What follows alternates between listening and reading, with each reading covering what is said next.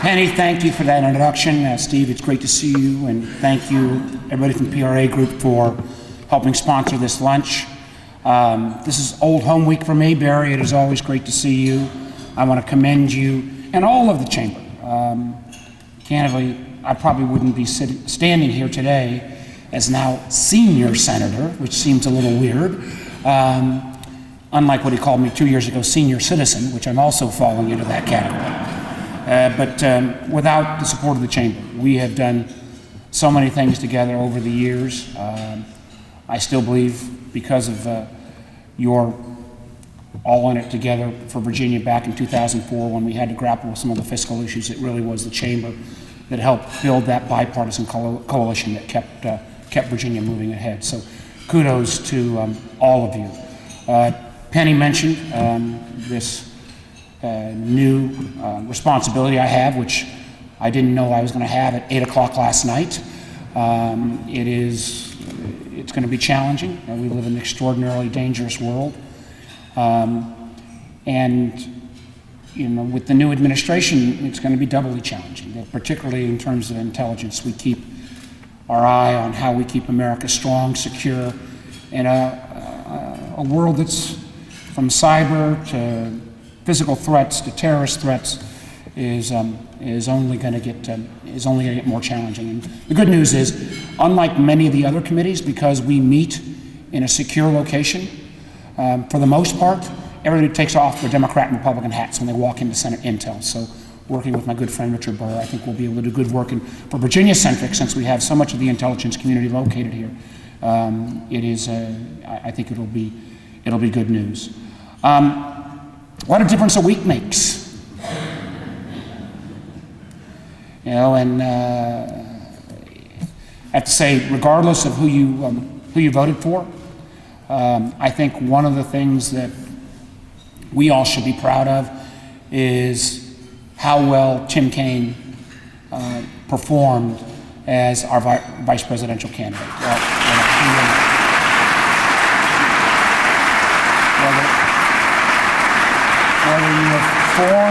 Whether you were for the top of the ticket or not, he I think, as he always has, responded with loyalty to his team, but also that kind of willingness to get things done. And while I think it's the country's loss that he's not going to serve as vice president on a personal basis, it is going to be my gain, and I think Virginia's gain. He will go back in that critical role in armed services, and my hope is a couple other areas where he'll be able to step up, and having taken this experience as being a vice presidential candidate, and really be able to do a lot for Virginia. Let me also, on kind of a note of personal privilege, recognize somebody who I think virtually everybody knows, who worked on and off with me since before I was governor, and until a couple months ago, has served as my chief of staff, my very dear friend David Halleck, who now is back for some reason got tired of schlepping up and down 95s, and he and his family live in Richmond, but he's back now serving the private sector, and will do a great job. Still somebody that I intend to turn to on a regular basis. And let me also acknowledge, I've got a lot of my staff members here, but I want to recognize my new chief of staff, Mike Harney. Mike, so please get to know Mike. And Barry, you'll be proud to know that he was one of the top guys in the USTR office until recently, pushing for TPP, which I still believe that we've got to make sure that Virginia competes and America competes in a global economy. This was not the election outcome that I expected, and it's going to be a challenging time. I think I owe, as somebody who was a governor coming in, the president-elect, the benefit of the doubt, and where we can work together. I look forward to working together with him. I pride myself on being bipartisan, and I think that is going to be tested going forward. But let me also say that we've got to move forward responsibly. We've got enormous challenges in this economy, and I'm going to talk about what I think the election really said in a moment. But what we can't do in the rush of the first 100 days or so is pass some massive tax cut that's unpaid for if we continue to expand spending. We're $19 trillion in debt. I promise not to give you my whole debt and deficit spiel today. But so many of my colleagues, particularly on the Republican side of the aisle, who were saying, hey, Obama, stop spending, they've got to hold to their guns on not expanding the debt. We do need to do tax reform. We need to get our rates down for businesses in a way and find a way to get repatriation, but we've got to do it in a responsible way. And we've got to find a way on infrastructure to make a difference. And while I'm proud that we've got the only broadly based bipartisan infrastructure financing legislation here in the Senate, Roy Blunt and I think on infrastructure, as Governor McDonnell showed a few years back, financing is fine, but you got to have a new funding source as well. And so when we look at an infrastructure plan, we're going to need financing, but also funding. There are a host of other issues that where I hope we can find some common cause. But we also, and Virginia is represented this, we are stronger because we are a diverse community. We're stronger because we're an inclusive community. And we have to recognize in a global economy, America looks to America's leadership. And the words of a president carry enormous meaning. I sit on that Intel committee, and I can tell you, people listen when an American president speaks. And I just hope and pray that the president-elect will take that into consideration as he moves forward with his agenda. Now, you don't ever get a Warner pitch without some comments beyond kind of the regular.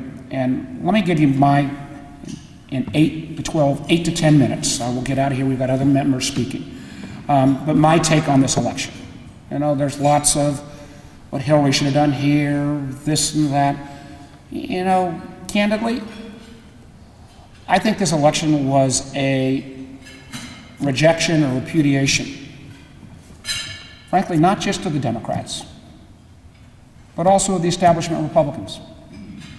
It was also a repudiation, literally, of all the media, at least all the print media. There's never been a time when this many newspapers that had never endorsed a Democrat before weighed in. Quite honestly, and I say this as somebody who can still claim more time in business than in politics, it's a repudiation of how business has been operating. There wasn't a single Fortune 500 CEO that endorsed the president-elect. And I believe, as somebody who believes strongly in our free enterprise system, who strongly believes in growth and innovation and trade and technology, and agrees, much to the chagrin sometimes of folks on my team, that areas around like reg reform, that there are places we overshot and we need to dial back. But I also believe that in many ways, modern American capitalism right now is not working for enough people. That a capitalism that only looks at quarter-to-quarter profits at the expense of long-term value undermines that whole notion that if you work hard, you're going to get ahead. Now, I'm talking mostly about public companies here, private companies I don't think have these pressures. But something's a little strange to me when 95% of corporate profits are spent on share buyback and dividends rather than reinvesting in businesses, which they were 30 years ago. Something is strange to me when the average hold on a public stock's gone from 8 years to 4 months. I had not Norfolk Southern, but another CEO of a railroad come in the other day and said, we don't have owners anymore, we got renters.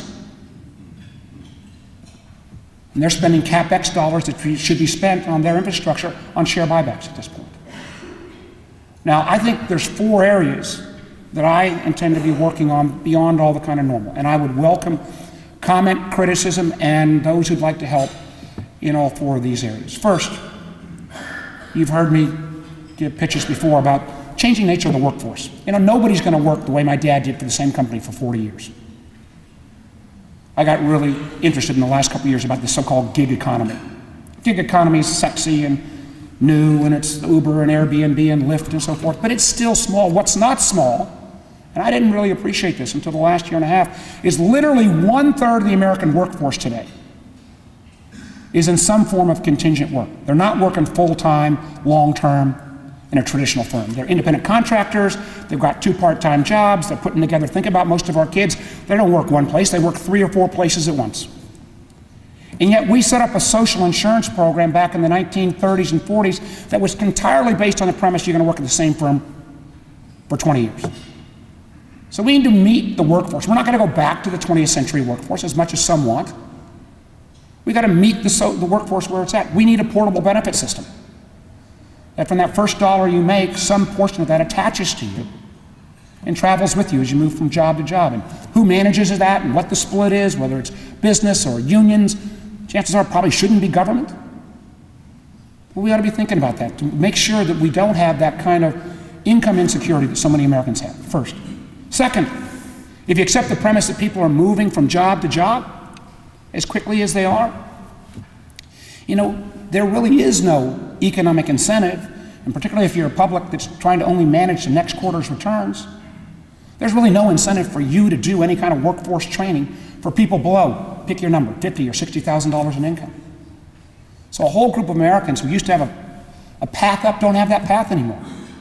So it used to make sense, you'd go to work, and even if you started on the factory line, the company would invest in you. That's not happening anymore. And quite honestly, most of the workforce training programs, and I say this reluctantly, but most of the workforce training programs government manages don't do a very good job. We spend a ton of money, we don't get enough outputs. Business does a heck of a lot better job. So I think we need to turn this whole incentive system around to incent businesses to invest in meaningful workforce training. Could be delivered through a community college or elsewhere. For people below a certain income cut line, we could debate what that cut line is, and change those dollars you spend above your current base from a tax deduction to a tax credit, make it much more valuable, and potentially pay it out over a couple of years so that you are still incented in that person's rise. And even if that person moves to a different job, the business still receives some benefit, as long as that is a metric independently derived increase in skill set. Third is, I think we need to have a full, robust debate about long-term versus short-term. I think American value was created, and you look at most of the companies, technology companies, those are long-term value. I think there is something wrong when we are managing simply to quarter returns only.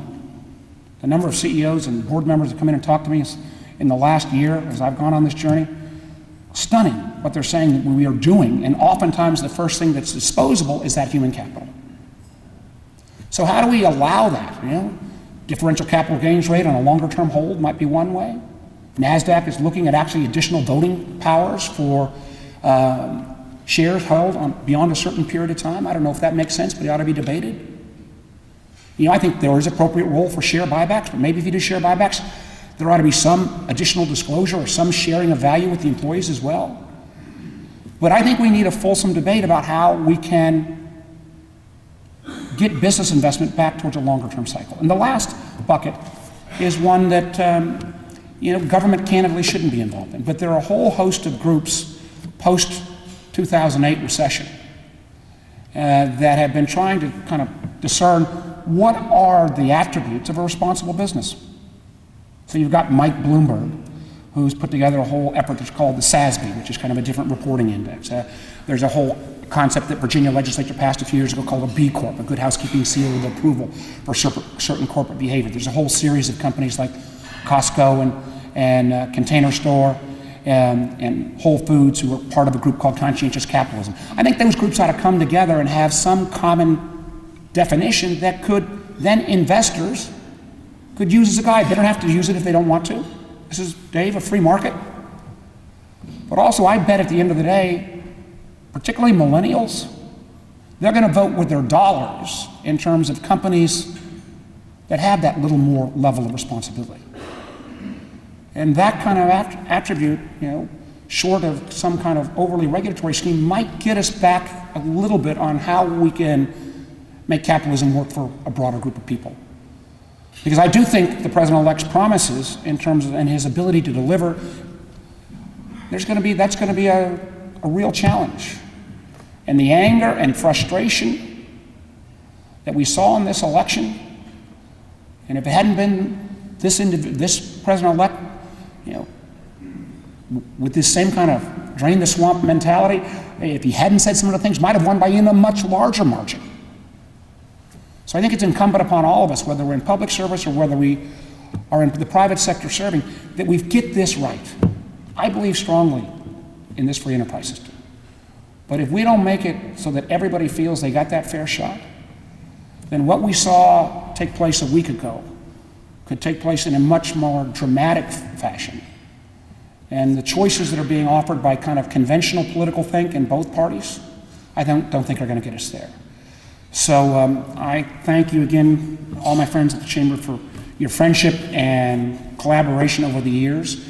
I look forward to working with you on budget issues, on finance issues, on tax, clearly on Intel issues, but I also would welcome your ideas and collaboration on how we make sure we got a free enterprise system that really works for everybody. Thank you all very much.